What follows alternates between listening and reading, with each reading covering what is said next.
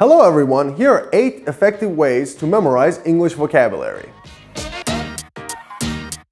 When it comes to learning a new language, remembering vocabulary is very important. It helps you in your day-to-day speech and helps you continue throughout your language learning journey. Language is like a muscle. You want to use the language, remind yourself of vocabulary, and continue along your journey.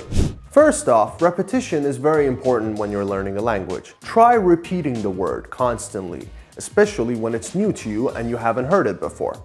Second, it helps to visualize. Humans are visual creatures. We do well when we associate a word with a certain image. Think of an apple. What do you think when you see an apple?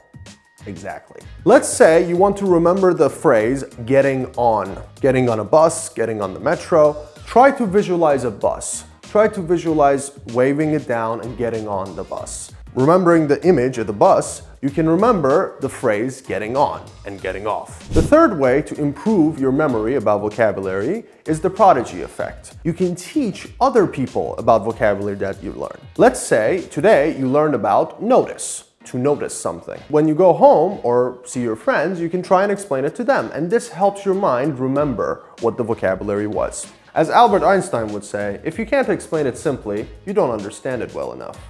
The fourth way to improve your memory when it comes to vocabulary is to write them down. Now these days we don't usually write things on pen and paper, we generally take notes or not do it at all. But writing things down with your hands and a pen and paper helps you remember the words and the vocabulary because you're using your muscle memory. So you remember writing that word down and it helps you remember it further on. The fifth tip is to use the word in your everyday speech. For example, you just learned the word boundary. You saw it in a movie, in a TV show, heard it in a song. You can tell your friends, I think the boundary between my personal life and professional life is becoming more and more unclear. Now here you use the word boundary, so you're gonna start remembering it and use it more frequently. The sixth tip is to expose yourself to new words. So try picking up a new book. Try watching a film you would normally not watch. And take down any words that you haven't heard before. This helps you see the word in action, see somebody use it. Let's say you're watching an action movie and the person that's getting beat up says, "Oh no, you're assaulting me." Now you have seen the word assault used in a practical sense and you understand to assault is to attack. There you go.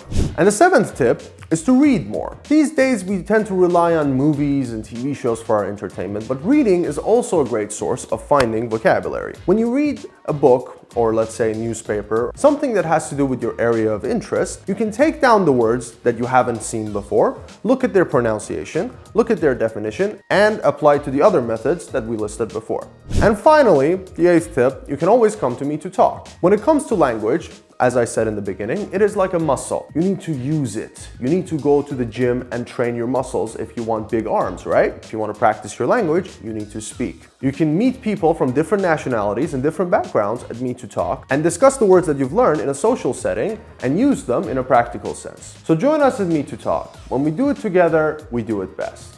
Alright everyone, thanks for watching. Like and subscribe and make sure to hit the bell and we'll see you in the next video.